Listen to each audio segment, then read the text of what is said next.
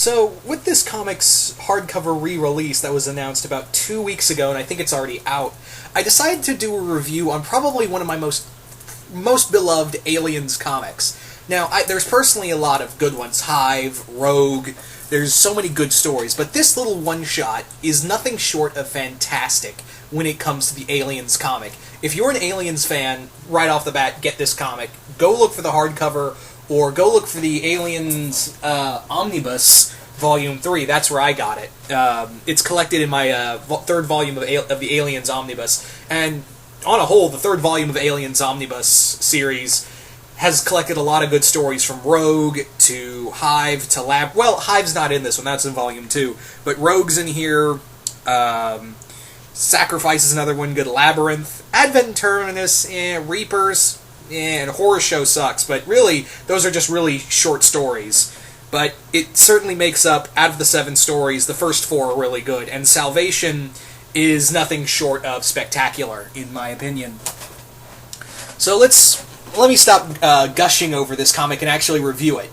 This is a one-shot written by Dave Gibbons, who most of you guys would know is the co-writer of Watchmen, as well as he was the main writer of other comics. Mainly, like, another one that comes to mind is Batman, the first Batman vs. Predator comic. And this is also I think this is also the only comic that had Mike Mignola on the artwork along with Kevin Nolan. This really shows how good Mike Mignola was, as, you know, he was a very big artist at the time. He had been doing a lot of stuff. Of course, Hellboy had just been taking off at this point. So, of course, eventually he was going to get, you know, I think it was a matter of time before he got his own comic. So, with this story, it was nothing short of just this one shot of pure genius. Now, the story follows a character named Selkirk, who is a chef on a small cargo ship, but something's gone wrong, and the main captain has gone crazy. Selkirk sees his captain Foss gun down one of his crew members and drag him to an escape pod, while he blows up the ship and their cargo, which is obviously a xenomorph. Now, what's interesting about Selkirk is that Selkirk is a deeply religious man. Now, let me explain that. Unlike in most comics and most forms of media, you see in most forms of these comics, they have the religious character be this he thinks he has the right intentions, but he becomes a religious nut, or, something of that nature. In here, Selkirk is very different. He's very religious, but it's not to the sense where he's crazy.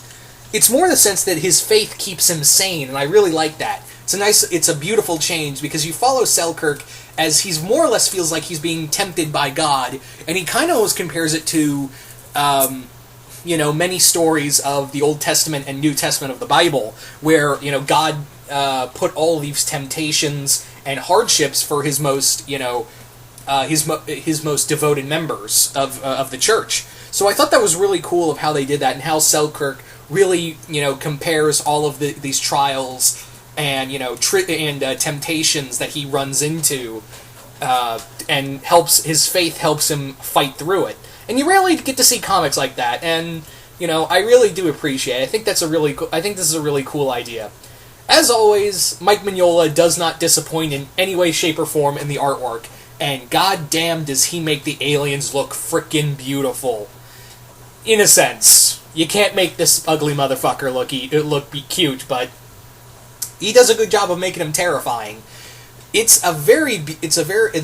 xenomorphs actually look very terrifying. They almost have like a raptor-like design when Mignola writes them. Draws them. So, with that being said, I think this is again, there's a lot to talk about in this one-shot.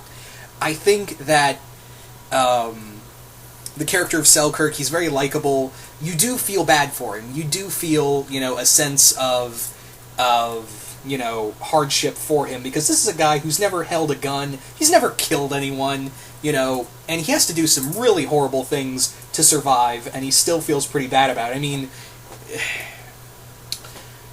it's kind of heartbreaking when you find out several things of why,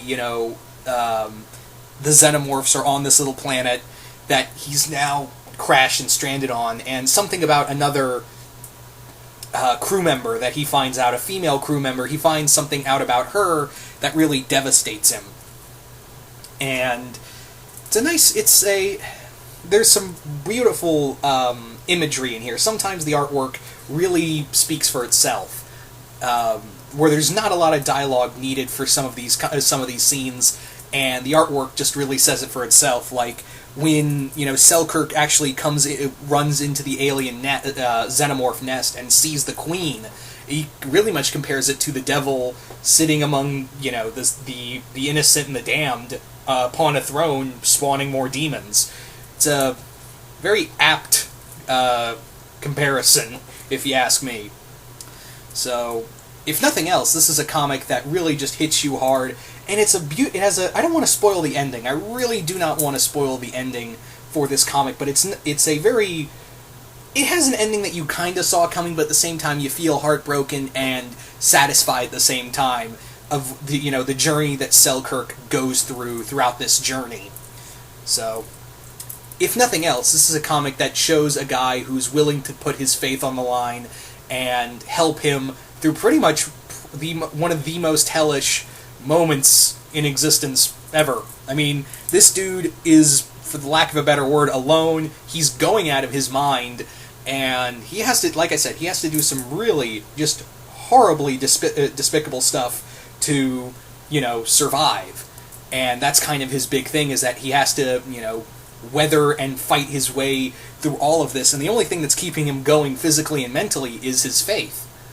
And again, that's something you don't see a lot in a lot of these comics, where you basically see a lot of these characters just kind of like amount their faith to be like, oh, I was very faithful, but now, this, all of this is crap, or, the other character just goes so overboard with it, he just goes insane. Selkirk's character, while he, like I said earlier, his faith is keeping him from going insane.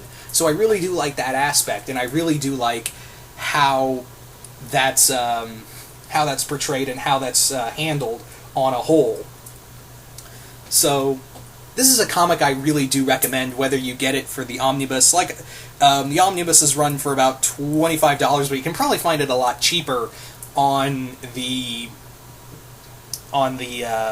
Amazon or something for the omnibuses, or you can go out, because like I said earlier, this comic has now been re-released in hardcover.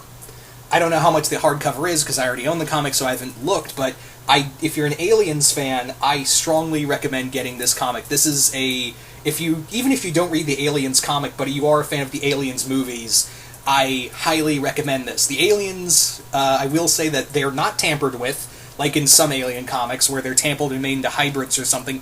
These are just your basic xenomorphs. So once again, if you are a major Aliens fan, I do recommend this. It has some gore to it. There's some really just kind of hard stuff you got to weather through, but the artwork's beautiful. The writing is great. The character of Selkirk is very relatable, and you do want to see him push through all this.